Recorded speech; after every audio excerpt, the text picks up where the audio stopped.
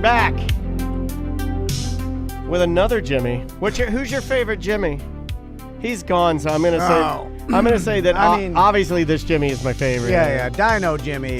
Brings way more to the table than I call him regular old man Jimmy. Yeah, Fat Jimmy. Like gross Jimmy. Eagle Jimmy. Bald Jimmy. Bald. Yeah. Look at the hair on handsome Jimmy. Yeah. He's good.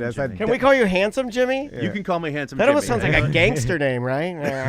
Go down there, that's Handsome Jimmy. Oh, it's ironic when you meet me in person. It's like, wait a minute, I thought you were Handsome Jimmy. You say it's not always. And then I got the rings. It's not always ironic. Normally that would be like for me, I'd be Little Dan or Big Dan. I'd be Big Dan. Yeah. Right? Yeah. Big John. He's the small guy. Do you know that I still get bullied at 49 years old? People still will little negs here, and no matter what. One happened to me yesterday. I'm not gonna say who did it, but I was interacting with the public, and I had a person. Look at you, little tiny guy, and it still happens. And this is my re-warm up. That will happen until I die. Yeah. There's a fine line between I'm heckling and I'm also auditioning for. Well, it's weird because it'll be in real world scenarios. I could see a scenario where if I were a paramedic and I go to somebody's car and I'm like, ma'am, are you okay? She's like, oh man, look how small you are. You know what I mean? And then she dies. Did you ever see that Three Stooges movie they did with Michael Chiklis as Curly? Like way back in the day, it was like behind the scenes. It was a big deal when it came out. Yeah, it wasn't that long ago, right? I mean, it's long enough. 20 years. If I probably something like that. But I just remember you telling me that. I remember a scene where the Stooges are out just having a good time, and a woman comes up and says, "Oh my gosh, are you Curly?" And he goes, "Well, yes, I am." And she hits him in the face with a wrench. Because she doesn't blur that line between what's reality and what's actually in the TV I am show. Orlando's Curly. Right? Yeah. I feel like that. It is weird because it seems like, and we'll get to it now, but it seems like that doesn't happen as much as the old trope of this lady thought that this character on our soap opera was a real person and a real doctor. Yeah. And it's I think now with social media and everything kind of exposed. We also don't the trust... Undertaker, no one ever saw the Undertaker outside. Right. And then all of a sudden we see him take out his trash now in a fucking pajamas. And we're like, oh, shit. But also there are real doctors that'll be like, I'm a doctor. And people are like, are you sure? We don't really believe anything, right? Yeah. So why would we believe? Would you like to begin? Sure. All right. Where is this? Well, you'll tell me where it's going. We'll put it for Thursday 1. Okay. Here we go. In 3, 2. Welcome to Corporate Time with Tom and Dan. I'm Tom. I am Dan. Super excited. We got a guest, but is there anything we got to get out of the way? Because I want to give this guy maximum amount of time on the show. Well, you could sign up to become a BDM at tomandan.com. Yes. It's our subscription service we've had for over 10 years. We do 2 private BDM events a year. Planning a couple of those currently. We just did a BDM show, actually just recorded it not even minutes ago. With Jim Colbert. Yep. That'll be this Monday's BDM show. So we do a show only for BDMs every week. Find out what Jim Colbert really thinks about his executive producer, Jack Bradshaw, when you listen to our BDM show. And you could sign up. There's a love meter, so you could choose the bottom cold fish. Why would you start with that? Why? $195. This is what I was telling him about. Why would you don't want to plant those seeds. You go there's a love meter, and you could even go as high as $10.95. Oh, yeah, you see that's that? better. Never That's better. say Yeah. you never plant the seed of the $195. Yeah. I'm like, that's all it's worth. He's in a bad mood. No, Somebody needs I'm some joking. food. Anyway, so subscribe to become a BDM. We are a small business in Yes. Orlando, and we survive off subscriptions and advertising, and that's the truth. Yeah, and we have new merch on tomandan.com. Awesome straw hats made by Hidden Skins and the Danger Brain, and some sun shirts. So that's at tomandan.com right now. Really good quality straw hat. There you go. On the couch with us right now, he is a listener favorite, and dare I say, a favorite of both you and I. Ladies and gentlemen, Dino Jimmy's here. How you doing, Hello, Jimmy? everybody. Oh, it's a wonderful day in the neighborhood. Thank you so much for having me back in. Oh, that's copywritten. I'm going to have to ask you to leave. Not allowed to say that. It's a fantastic afternoon in the subdivision. So that was a quick pivot, man. You must have taken improv classes. That was great. So Jimmy has a movie coming out at the Enzion this Sunday. He's got a meet and greet scheduled before the movie starts, right? What time? Yeah, so the movie's going to start at 11 o'clock at the Enzion Theater. The movie's called Why Dinosaurs. And it's going to be a fantastic event. It's a whole VIP. We're going to have a red carpet, or we're going to have a bunch of dinosaurs hanging around outside of the Enzian Theater, so you can actually hang out with them. They're going to do a whole special dino-themed menu for everything. So it's going to be a great experience for everybody. And then throughout the movie, you're going to get a chance to see me. You're going to meet another real paleontologist named Elaine Howard. She's a fantastic author, and she's another executive producer on the film. You're bringing back up. I love it, man. Paleontologist is crazy out there. It's something really special. Tracy's going to be there. Sam from Semantics Podcast is going out there with Pig Tease Christine. Oh, awesome. A lot of listeners are already going out there. Yeah, this sounds amazing, man. It's going to be a great time. And if you've ever had even a passing interest in dinosaurs, this is the event you've been waiting for, because this is a movie about dinosaur people for dinosaur people, made by dinosaur people. Dubu. It's like Dubu. It's a Dubu. Yeah. I messed that all up, but you know what I mean. It's Fubu with dinosaurs. Yeah. It's black dinosaurs. It's a dinosaur Fubu. No. So Jimmy, tell us about the movie. What's in the movie? So the movie is actually it's a really cool story. It's a young dino-obsessed kid named James Pinto, who his dad is a filmmaker, and so he's a professional videographer for like corporate videos and things like that. And James was always really passionate about dinosaurs, as most kids are, but he also had a bunch of questions about exploring why dinosaurs are intriguing and why people pay attention to them. He won a science fair project for some work he did about Spinosaurus. Nice. And so he said, let's tell that story, because every kid goes through a dinosaur phase. We all have this favorite dinosaur. You right now, you're listening, you're right in the chat. What's your favorite dinosaur? We're going to see it on the screen. I want to see everybody's favorite dinosaur pop up on the screen here right now. Be careful what you ask for. You're going to get a lot of pussies. Sorry, Jimmy. It's all good. Megasaur ass. No, it's good. Yeah. Megasaurus, like a lot of puss. Come on. I like the booger one. You can use the boogers. Use some of the real ones, like Erectopus is a real dinosaur name. I see you've met my wife. But so they traveled around trying to answer this question about why people are so infatuated with dinosaurs. And so every time that they would visit a new city or a new town, they connected with the museum and they met some of the world's most foremost paleontologists to really try to answer this question. So this is like a dinosaur movie, almost through the eyes of like that kid that we've all been. Yeah. So it's through a kid's eyes, obviously. We're following it through this. James's vision, and he starts off as like a 9-year-old kid, all the way up through. I'm not going to spoil it, but he grows. Okay. He grows throughout the film. Yeah, and sounds great. there's over 60 different interviews with these famous people in the world of paleontology. We got Colin Trevorrow, the director of Jurassic World, is in this. You get to go on an actual fossil dig with Nazar Ibrahim and dig up the latest Spinosaurus information. So Spinosaurus is in the news every couple of weeks because you find something new. You're going to be part of one of those news stories. You're going to see how he found the flappy tail that let that thing swim, and just see how so many people, scientific and also in regular life, are just so enthralled with these animals. And it's like that line in Jaws. Like if I say, Glyptodont or mammoth, people are like, huh, what? But you say T-Rex, you got a part in your hands on July 27th. Yeah, you're right. You're not wrong, man. The marketing of dinosaurs has gone really well for for the brand of dinosaur, and it started obviously with Jurassic Park, I think. Yep. Because that, for me, is when the explosion of popularity of dinosaurs really in humanity, right? Like, there's never been a more popular time for dinosaurs than after Jurassic Park and the subsequent, Jurassic Parks, and really people, like, because of that, then people went more dinosaur centric because they're like, oh, people are interested in this. But dinos had a good, even before Jurassic Park, I feel like dinos were always top 3 little boy, little girl toy, and I don't really know why, other than the fact that they are real monsters. Yeah. That are beings or living entities within the same dimension we are, which gives them more value. Right. Yeah. They roam this earth. Yeah. Which is wild to me. But they have to live in your imagination as well. So you pick up a T-Rex and you stomp it around the sandbox and you make a roar. You're not going to go see one in a zoo later on and say, oh, they didn't really roar like that. So That's are what Reddit's one. for. You have to be your own dinosaur. Yeah. So you feel that same... That fascination and that interest in these amazing creatures that lived so long ago aren't around anymore in the way that we think of them. Right. And you get to connect with this thing that's been around for 200 years. The word dinosaur has been in our lexicon for over 200 years now. So let's talk about that. Okay, we've known about dinosaurs for 200 years, right? And so we're like, wow, that's a long time. But here's what I always have a problem with is the perception of time and large amounts of time. It's like my brain hadn't evolved to understand what a million years Does it even take means. away the value for you? Yeah, because in knowing that because it almost seems like it's I can't comprehend it. So it almost is like far away where it's like, is this real?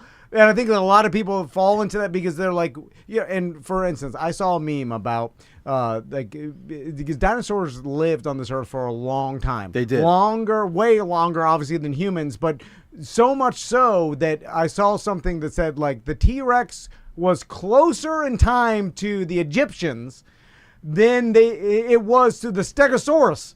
You know, like that's how long. Yeah, that's how dinosaurs warped our perception. Yeah. Because we think of them all roaming cohesively together In like the our same- toy box. Exactly. Because we take them all in the same kind of relative amount of time that we know as humans. So we're like, oh, they lived around 1,000 years on Earth or something like that. And you're like, no, we're talking millions. Yeah. And you're like, what? Yeah. And then you don't understand that amount of time. So is that you find that being a problem with humans understanding dinosaurs? It's one of my favorite things to talk about, that the last Stegosaurus was already a fossil before the first T-Rex ever hatched. Hold on one second. You know Yeah. what? I don't want anybody ever thinking I'm not a fair person. I'm going to give him the camera and say, good question. Yeah, It's a new thing we do on the show. When Well, I get all my information from memes. Memes Meme and Man, TikTok. Meme Man. I will learn an entire college education through memes and TikTok. And I'm going to teach my sons this way. I'm going to be like, you want to go to school for business? Just search business on TikTok and watch this it is for not gonna work out 2 well. months. You'll get the same education. Anyway. as you were saying. So, yeah. So, yeah, the Stegosaurus was already a fossil before T-Rex even existed. And it's such a mind-blowing thing because, like you said, every single box of toy dinosaurs you get, you're going to have a T-Rex, you're going to get a Brontosaurus, you're going to get a Stegosaurus, you're going to get a Dimetrodon, which was actually gone before the first dinosaur even showed up. That's from a totally different time period. That looks like a Komodo dragon with a sailboat sticking out of the back of it. So Oh, that's, that's one of my. That's a fan favorite. it's a really cool creature, and blowing your mind right now, it's actually more closely related to us than it is to the dinosaurs. Really? This thing, yeah, the Dimetrodon was what we call a stem mammal. So I've never heard stem mammal. yeah, so it's like kind of like if you look at a family tree and you got the branches coming down to the trunk, the Dimetrodon is further down on the trunk, like it's in our family tree, and it by an extent, because it was one of the first creatures. Its name means the two lengths of teeth. So Dimetrodon, because we found the skull and was like, wow, this is a really interesting creature. It's actually developed two different shaped teeth so it can bite into. Yeah, there it is. There's that gorgeous creature right there. That is, pardon, that's badass. Like So that does not look dinosaur-y. That looks very, I'm going to tear you apart. So that's on Yeah. the tree of mammals? So it would have continued Good in that line God. had we not had what we call the Great Dying. Like that guy right Okay. there? Like that guy? Kinda That's like it. that? Yeah. Is that about the size he would be? Like, that's pretty big, right? They're pretty decent size. So if you're like looking a at buffalo size or something. this, oh no, not quite that big. So that if you were standing next to one, the top of the sail would be right around like your okay. shoulders. All right, I got you. Okay. So so they're like 5 foot tall. yeah, they're pretty decent Like sized one of creatures. those. It'd be over Daniel's head. It would. It would. You know what it Maybe reminds look me? it up at it. Reminds me of one of those. You can't get away from it, man. You Those said this. Irish wolf dogs. Yes, there you go. That's Yeah, a yeah. good. That's a good one. I have to ignore it at this point because it happens so often. It's so fun to do, though. You understand? Yeah. Don't it take is. it away from well, us. I've never had it. I'm not taking it away from you. I've never had that though. I want that for me. Yeah. I want that for me. So Jimmy, I know you brought some stuff. I did bring some cool stuff as always. So I what? can't. That big one doesn't even look kind of like. Well, I guess the back part of its head does look like a traditional dinosaur. It does look a little bit familiar, doesn't it? So Yeah, if you can see this right here, and there we go. I'm getting really good at lining these things up in the camera. The horns are very devilly. They are a bit, yeah. Can you guess what dinosaur this is? Stegosaurus. Not quite, no. But if you take a look at this, so it's got the protective frill in the back, and it's got the 3 horns. It's got 2 over the top of the nose and 1 in the front here. And I'm so, just yelling dinosaur names. yeah, that's all right. So this is actually the skull of a baby Triceratops. Okay, all right. So the Triceratops now is One of the most famous dinosaurs of all time. Is it true, just like a rhinoceros, that small. it didn't use its horns for fighting? It was just like to attract mates? So we're learning more and more about that. That's like me. I don't use continually. my penis for fighting. And no one should. Don't do that. Don't use it for fighting. Just to show dominance. Yeah, just Because to you attract think mates. with the horns, they'd be headbutting other dinosaurs, but it wasn't like that, right? So we find their skulls are so thick that we find a lot of Triceratops skulls in reasonably good condition. Oh. We have found the bones of other dinosaurs that have had like the tips of Triceratops horns embedded in them. And we find scratches on the outside where they do actually bump their heads together from time to time. Now, what's kind of changed for our perspective on this, once we found the skull of little baby Lori here. Her name is Lori. Her name is Lori. That's lovely. And we find that her skull, actually, the frill is separated into separate pieces. And kind of like when a newborn baby Was human. it still growing together? Yeah. So they fuse together and their skull changes shape over time. And so you can see a young Triceratops where the horns are really massive and they curl out. They kind of curl out, yeah. And then when they get older and older, like the back of the skull just widens out. It's like, I'm just going to wear what I feel comfortable in right now. Yeah, and moo-moo. That's it. So, Jimmy, That's cool, man. How do paleontologists go about figuring out the behavior of dinosaurs based on fossils? Because that's what I always found interesting. It's like, okay, we know what they looked like based on the fossil, but how do we know how they behave? Well, it's like finding the man who was pleasuring himself in the ashes of Pompeii. It's like, I think I know what's happening here. It's like you just I'm not going to run away from this. Yeah. I'm not going to make it. Yeah. You get small clues based on injuries and things of how they lived. Detective work, right? That's exactly what it is. It has to be a lot of paleo sleuthing to figure this out because behavior doesn't necessarily fossilize because we find the hard pieces, the bones, the teeth, the claws, things like that. If we can find something like when we're more careful in our methods, we can find bits of skin. We can find the internal organs. Tracy actually just sent me a link the other day. There's a story in ABC News just a little while ago about a dinosaur mating area that was found in Colorado. It's a place called Dinosaur Ridge. It's in Colorado, and it's been there for 20 years. Don't take my daughter up to Dinosaur Ridge. That's how I'm playing the role of a dad dinosaur. Let's go see what all the action's about. Yeah. It's like Lookout Point. That's it. That's right? it. You go up there in your 57 Chevy with your dino gal, and you make out. It's so you see all the footprints here, and one of the ways we figure out the behavior to an extent is that we find all the different tracks all scattered around. And so we look at it and we're like, this isn't just walking. These aren't necessarily fighting. This is one dinosaur standing here and the other one kind of like standing next to it forward and back and like re-getting its foot. It's like, oh, okay, we see what's going on here. They're both. I see what's happening here. So we can kind of figure out from what evidence is there and think, what could be making this, and then try to prove that that's not what was happening there. By the way, you couldn't tell I was boofing by my footprints. It's weird. No. You're like, what the hell In is fact, happening? mine is like, well, there's only one set of footprints here. And I'm like, I was carrying you the whole time, my son. Jesus Christ. Real quick, the chat room wants to know if you have ever played the video game Ark.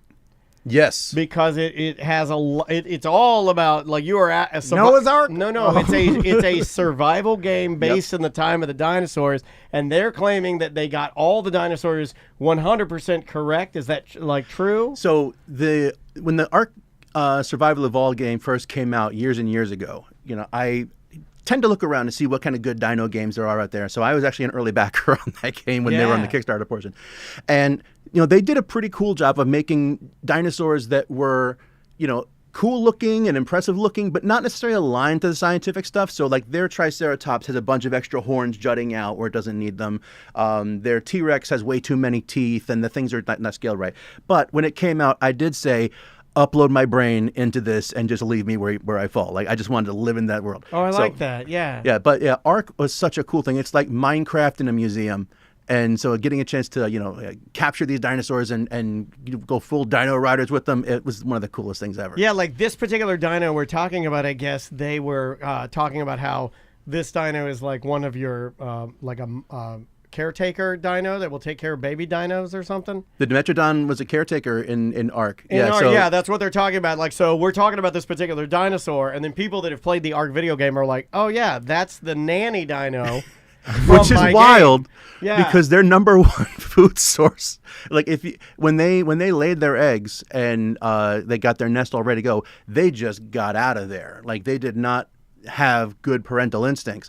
And the Walking with Beasts was a documentary, like in the vein of Walking with Dinosaurs. Okay. They had Dimetrodon in a family in that one, and it's like, well, the babies have hatched now. And mother's coming back. But that's not good because she doesn't recognize them anymore. And now they're on the menu. So they had to run. Oh. So they would just rip them all apart. Oh, my God. Well, imagine you. Oh, my God. Well, I imagine dinosaurs, or since they are, like early birds, like birds will throw their own babies out of the nest if they find a runt or one that's not going to survive. Or Right. It's like, you tell me this a lot to bully me. And, yeah. So it's like, wild animals, they're hard living. Like they don't, like they're a whole. See first word, right? Why? I mean, like that's what they do. We put our human emotions on it. Like, how could you throw your own baby out of the nest? You're like, these animals just want to survive and make sure their babies survive. And if this is going to make 2 out of the 3 babies survive, they're throwing the third runt out. I also think that sometimes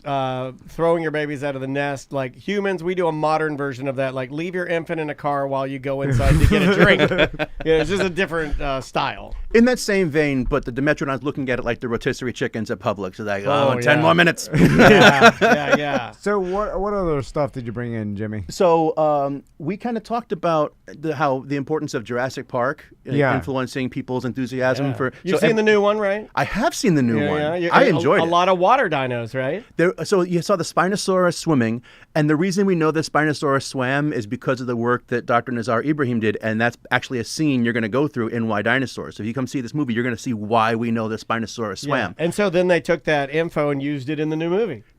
Yeah, absolutely. Yeah, that's badass. Very cool. And that's why it's such an important thing. So everyone who saw Jurassic Park 32 years ago was like, wow, that's really cool. I wonder if that's what the case is. And then many of those viewers became paleontologists to try and answer the questions that they found. And it's an important movie. I've never thought about that influencing other people. God damn, 32 just that years. I don't like talking about it. I remember seeing that in the movie theaters with my buddy Joe. Oh, my God. My dad was convinced it'll never get better than that. Like, this is it. This is top Show me on movie. the doll where it aches for no reason. Yeah. So that and just a pair of slightly little glasses is all you need for being paleontologist right now. But the breakout star of that movie is a little dinosaur called Dolores that they meet. If you've seen the movie, it looks like a baby. That's actually fully grown. And the reason I know that is because this is the skull of that dinosaur called Aqualops. Its name means the eagle face. So the whole dinosaur... he just left. What's that? Oh, sorry. Jim Colbert.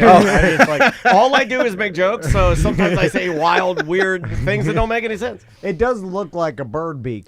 Right, because it has this little horn in the front, and then it kind of hooks back here a little bit, so it's very much like the beak of an eagle, which is why I gave it its name. Now, this is reconstructed. My buddy over at Nova Studios reconstructed this from the fossil that we have, and then I was able to 3D print it.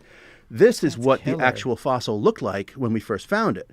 So it's kind of smushed, and you can still see the rock and things around it. So this is what Aqualops' skull looked like when my buddy Andy Farkey out in California found this. Can you hold it just a little higher? Yeah. There you go. Well, how'd they get that whole bird beak from just a piece of nothing? So you take this, and you kind of stretch Elegantly out. said, Tom.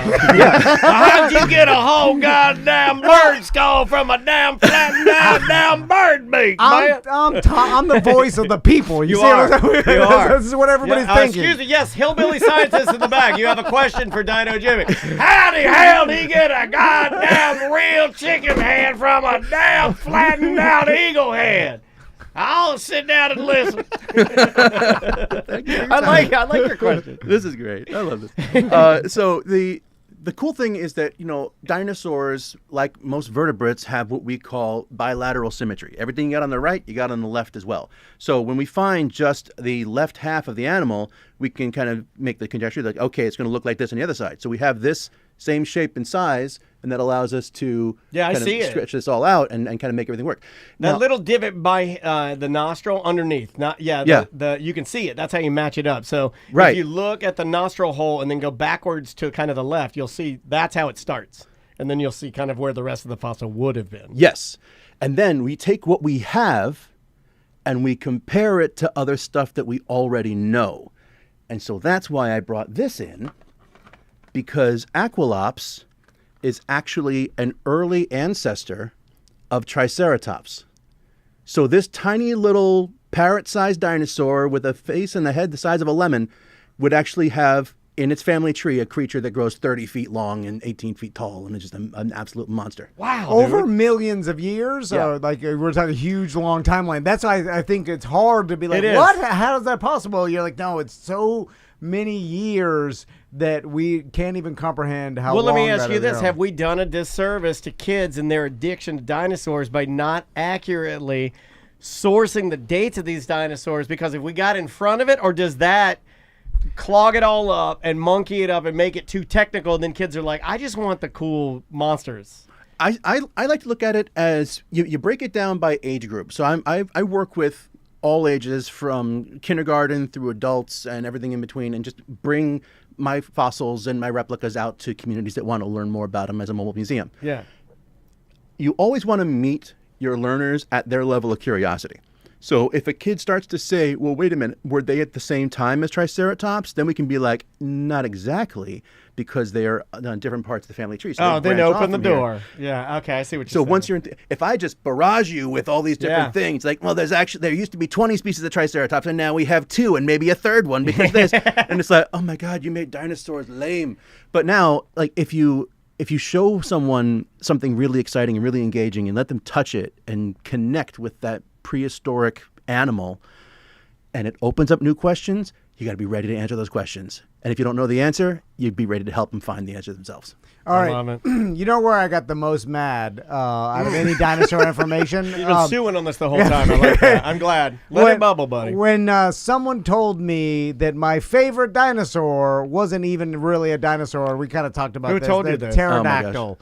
I do love a pterodactyl. In fact, I think you and I both agreed. Maybe one of the times you were in here, I think we all have a special place. Now let's give some context here. It was a hero in almost every cartoon at the time in the 80s. You know, it was pterodactyl crazy in the 80s. You didn't experience this. I did. No, that was my time too. Well, That's me, why I love like, pterodactyls. 76, I'm a kid in the 80s. yeah. So, like, he was pterodactyl nutty. But also Terry Pterodactyl from Pee-wee. Right. Yeah, Very important. Yeah, I mean, he was, and nothing's hotter than Pee-wee right now. So what's going on with pterodactyls? So the pterodactyls are one of those things where the science eventually just kind of gave in and said, okay, fine, we can have fun with this. So the pterodactyl, the name as we think of it, is not actually a thing. Oh, Jimmy, you're No, hurting. it's okay. It's okay. But the science makes you. I told you not to do it. My favorite dinosaur isn't even a thing. So That's like the most hurtful thing. That's like arguing with your wife and saying, you are fat. I never loved you. who told you to buy the dress? You loved me a little bit at some point. Yeah. Never. Come on. You loved me. No. I loved you, but I'm not in love with you. Okay, sorry, no, That's this is just getting good. too real. I don't even care. You're just late. No. Okay, anyway, pterodactyls. Yeah, so the pterodactyls and the pterosaurs are these flying reptiles. So they're these creatures, kind of like how a bat is not a flying bird. It's just an animal that flies. It's a mammal that flies, Yeah. but it's not a bird. It does the same thing in the same place, but it's not part of the same club. So the pterosaurs are reptiles that can fly, but they are not dinosaurs. They lived around the dinosaurs. They're neighborsaurs, is like they call them. And so the pterodactylus was the actual creature that was first found that gave it that name. This creature would fit in the palm of your hand. It's a small little guy. That's badass. Like a tiny little flying dragon. And it's got these little like pointed teeth that go in every direction. It's kind of a cool looking little creature. And there's a whole bunch of different varieties Do they of bite? pterosaurs. I would imagine they bite, right? What do they eat? Well, that depends. They're just kind of like modern day birds in their ecological role. Because that's my favorite part. All these creatures that used to live did a job that nature needed them to do. And so animals that are around here today are all doing jobs that nature needs them to do. So we had creatures that would fly around and they would pick up creatures and slam them against rocks and then eat the marrow on the outside, just like modern horned vultures do. We had creatures that would fly down and they would use their beaks to peck bugs and creatures out of the ground. We even just recently found a new pterosaur that had a bowl full of plants in its belly. So like they lived in the roles that nature needed for them to do, and they all fulfilled them really well. So when you see these creatures in movies, the one that we most often show is a creature called Pteranodon. It's got a long beak. It's got the long crest in the back of its head. It's got about a 25 to 30-foot wingspan, depending on which one you're looking at. It's a long Beetlejuice. No, remember when That's it? Yeah. Pterodactyl face. That scared me when I was a kid. Yeah, me too. It's the eyes, because the eyes are jet black. Look like Spy versus Spy. No, the full name is Pteranodon Alec Baldwini. That's hilarious. Oh my God, that's great. And so the whole animal would look like this, and it would be something. It was so distinctive. So that's the one that you see. Terry from Pee Wee is a pteranodon.